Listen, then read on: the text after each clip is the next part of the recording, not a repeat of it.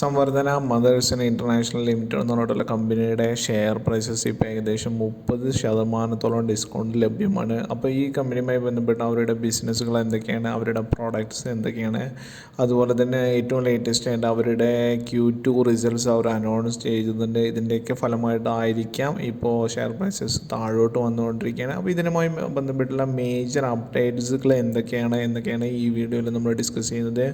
ആദ്യം തന്നെ കമ്പനിയുടെ പേര് സംവർധന മദർസൺ ഇൻ്റർനാഷണൽ ലിമിറ്റഡ് എന്ന് പറഞ്ഞിട്ടുള്ള കമ്പനിയാണ്. ഈ കമ്പനി ഇന്ത്യാസ് ലാർജസ്റ്റ് ആൻസിലറി കമ്പനിയാണ്. അതായത് മറ്റൊരു കമ്പനികൾക്ക് വേണ്ടിയിട്ട് അവരുടെ പ്രോഡക്ട്സുകൾ ഉണ്ടാക്കി കൊടുക്കുന്ന ടൈപ്പ് കമ്പനികളാണ് ആൻസിലറി കമ്പനികൾ എന്ന് പറയുന്നത്.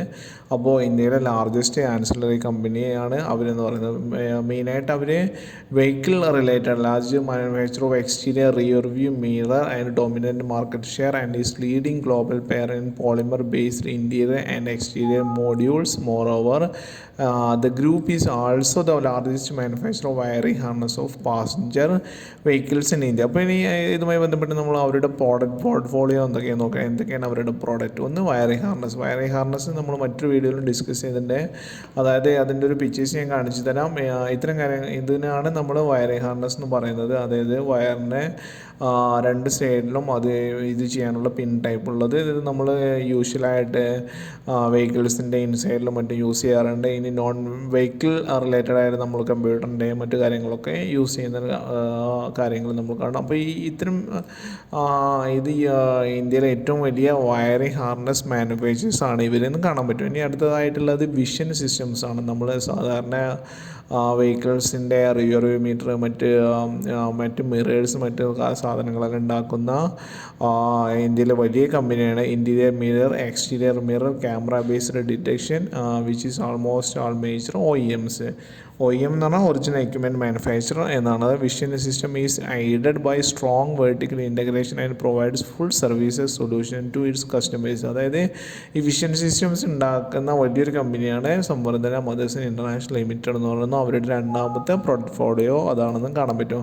പിന്നെ മോഡ്യൂൾസ് ആൻഡ് പോളിമർ പ്രോഡക്റ്റ്, അപ്പോൾ വെഹിക്കിളുമായി റിലേറ്റഡുമായി ബന്ധപ്പെട്ടുള്ള മോഡ്യൂൾസും പോളിമർ പ്രോഡക്റ്റും ഉണ്ടാക്കുന്ന വലിയ കമ്പനിയാണ് അവരെന്ന് കാണാൻ പറ്റും.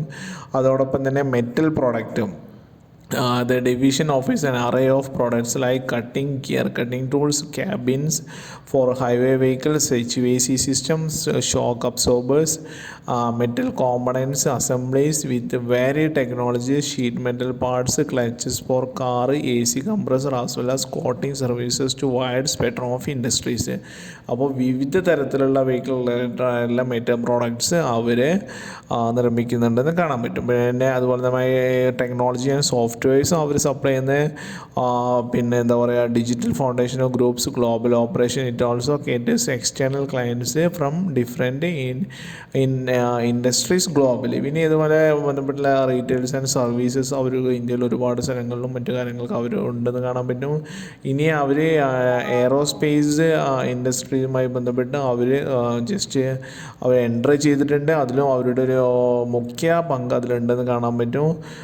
Global solutions to aerospace industry segment by providing integrated solution. പിന്നെ ഇവർ ഒരു റീസെൻ്റായിട്ട് ഒരുപാട് അക്വിസിഷൻസ് ചെയ്തിട്ടുണ്ട്. അതായത് മറ്റു പല കമ്പനികൾ അവർ ഏറ്റെടുത്തിട്ടുണ്ട്. അപ്പോൾ ഇതുമായി ബന്ധപ്പെട്ടുള്ള ഡീറ്റെയിൽസ് ഞാൻ ഇതിനകത്ത് കാണിക്കുന്നുണ്ട്. അപ്പോൾ ഇത് കൂടുതലായിട്ട് ഡീറ്റെയിൽസിലോട്ട് പോകുന്നില്ല. അപ്പോൾ ഒരുപാട് കമ്പനികൾ ഏറ്റെടുത്തിരിക്കുന്നുണ്ട് എന്ന് കാണാൻ പറ്റുന്നതാണ്.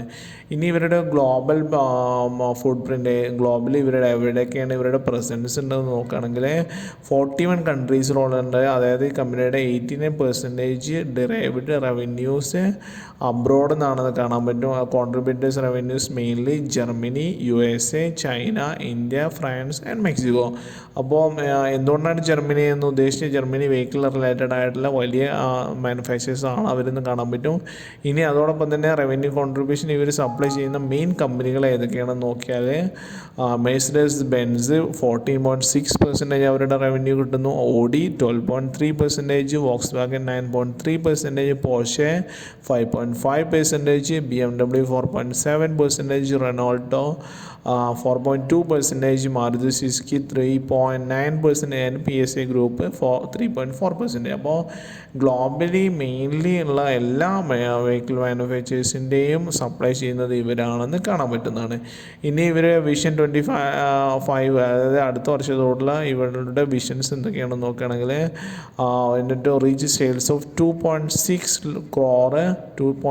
lakh crore by 2025. That means that they will have to quadruple sales over the next 5 years. To achieve the target, the company has decided to foray into aerospace, logistics solution, technology, industrial solution, health, medical areas expect to generate 25% of our revenues by 2025. അതായത് വ്യക്തമായൊരു വിഷനോടുകൂടി കമ്പനിക്ക് അതിനുള്ള capacity ഉണ്ടെന്ന് നമുക്ക് കാണാൻ പറ്റുന്നതാണ്. ഇത്തരം കാര്യങ്ങളിലോട്ട് company പോകുന്നത് എങ്ങനെയാണെന്ന് നമുക്ക് ഇവരുടെ ഇതിൽ കാണാൻ പറ്റുന്നതാണ്. ഇതുമായി ബന്ധപ്പെട്ട് ഇതൊക്കെയാണ് ഇവരുടെ മെയിനായിട്ടുള്ളത്. ഇനി ഇവരുടെ ഒരു പേര് നോക്കുകയാണെങ്കിൽ മദർസൺ സമ്പ്രദായ മദർസൺ എന്നുള്ള കമ്പനിയും സുമിറ്റോമോ എന്നുള്ള ജപ്പാനീസ് കമ്പനിയും മെർജ് ചെയ്തിട്ടാണ് ഈ കമ്പനി ഫോം ചെയ്തിരിക്കുന്നത് കാണാൻ പറ്റും. ഇനി ഇവരുടെ ഒരു ഫിനാൻഷ്യൽ സ്റ്റേറ്റ്മെൻറ്റും മറ്റു കാര്യങ്ങൾ നോക്കുകയാണെങ്കിൽ മാർക്കറ്റ് ക്യാപ്പ് 1,12,503 കോടി രൂപയാണ്. വലിയ കമ്പനിയാണ്. കറണ്ട് പ്രൈസ് 160 ഹൈ 217 ഹൈ വന്നതിന് ശേഷമാണ് 160 താഴ്ന്നു എന്നിരിക്കും കാണാൻ പറ്റും.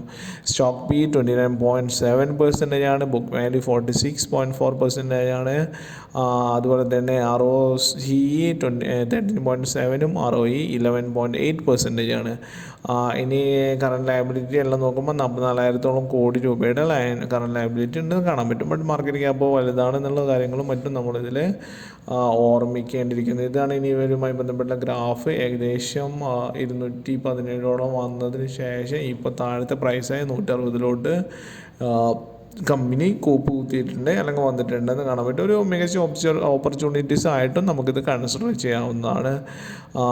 ഇതുമായി ബന്ധപ്പെട്ട് ഇനി ഇവരുടെ ഒരു ക്വാർട്ടർ Q2 റിസൾട്ട്സ് അവർ അനൗൺസ് ചെയ്തിട്ടുണ്ട്. സെപ്റ്റംബറിൽ നോക്കുകയാണെങ്കിൽ ഈ 27,812 കോടി രൂപയുടെ സെയിൽസ് അവർക്ക് ഉണ്ടായിട്ടുണ്ട്. ഇത് 23 സെപ്റ്റംബറിൽ നോക്കുമ്പോൾ 23,474 കോടി രൂപയാണ്. അത് നല്ലൊരു ഇൻക്രീസ് സെയിൽസിനുണ്ടായിട്ടുണ്ടെന്ന് കാണാൻ പറ്റും. ബട്ട് എന്നിരുന്നാലും എന്തുകൊണ്ട് ഷെയർ പ്രൈസസ് കുറഞ്ഞു എന്നുള്ള കാര്യം നമ്മൾ പരിശോധിക്കേണ്ടതാണ്. ഓപ്പറേറ്റിംഗ് പ്രോഫിറ്റ് അവർക്ക് 2,448 കോടി രൂപ, അത് സെപ്റ്റംബറിൽ 1,889 കോടി രൂപയായിരുന്നു. അത് ഇൻക്രീസ് ചെയ്തിട്ടുണ്ട്. ഇനി ഇവിടെ ഓപ്പറേറ്റിംഗ് പ്രോഫിറ്റ് മാർജിൻ നമ്മൾ ഇമ്പോർട്ടൻ്റ് ആയി നോക്കേണ്ടതാണ്. സെപ്റ്റംബർ 2024 അത് 9% മാർച്ചിൽ 11 ജൂണിൽ 10 അതായത് ഗ്രാജുവലായിട്ട് ഓപ്പറേറ്റിംഗ് പ്രോഫിറ്റ് മാർജിൻ കുറഞ്ഞുകൊണ്ടിരിക്കുകയാണെന്ന് കാണാൻ പറ്റും. അപ്പോൾ ഇതുമായി ബന്ധപ്പെട്ട് നോക്കുകയാണെങ്കിൽ അവർക്ക് നെറ്റ് പ്രോഫിറ്റും ഗ്രാജുവലായിട്ട് ഡിക്രീസ് ആയിട്ടുണ്ടാവും. അത് നമുക്കിതിൽ കാണുന്നുണ്ട്. അതായത് മാർച്ചിൽ 1,444 കോടി രൂപയാണെങ്കിൽ ജൂണിൽ അത് 1,097 കോടി രൂപയാണ്. സെപ്റ്റംബറിൽ അത് 949 കോടി രൂപയിലോട്ട് കൂപ്പ് കുത്തിയിട്ടുണ്ടെന്ന് കാണാൻ പറ്റും. അതായത് ഓപ്പറേറ്റ് പ്രോഫിറ്റ് മാർജിൻ കുറഞ്ഞപ്പോൾ തന്നെ നെറ്റ് പ്രോഫിറ്റും ഡിക്രീസ് ആയെന്ന് കാണാൻ പറ്റും.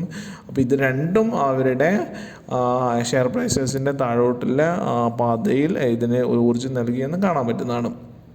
ഇനി year basis profit and losses നോക്കുകയാണെങ്കിൽ വലിയ ഒരു മാറ്റം വന്നിട്ടില്ല. ബട്ട് ഒരു നല്ലൊരു ഇൻക്രീസ് നമുക്ക് കാണാനും പറ്റും.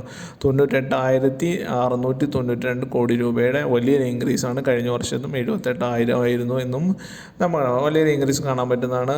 ഓപ്പറേറ്റിംഗ് മാർജിൻസ് ആസ് യൂഷ്വൽ കുറഞ്ഞിട്ടുണ്ട്. പിന്നെ നമുക്കിതിൽ നെറ്റ് പ്രോഫിറ്റ് ഓൾമോസ്റ്റ് ഇൻക്രീസ് ആയിട്ടുണ്ടെന്ന് കാണാൻ പറ്റും. ബട്ട് Q2 റിസൾട്ട്സിൽ ഇത് ഷോ ചെയ്യുന്നില്ല.